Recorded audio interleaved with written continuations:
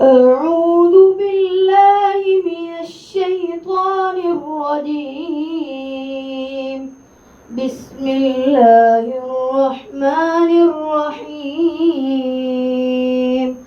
ولو أننا نزلنا إليهم الملائكة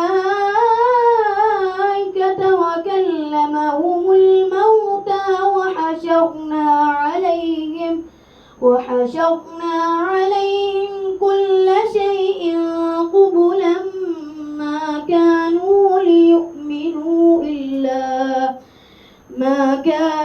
ليؤمنوا إلا أن يشاء الله ولكن أكثرهم يجهلون. وكذلك جعلنا لكل نبي عدوا شياطين الإنس والجن يوحي بعضهم إلى بعض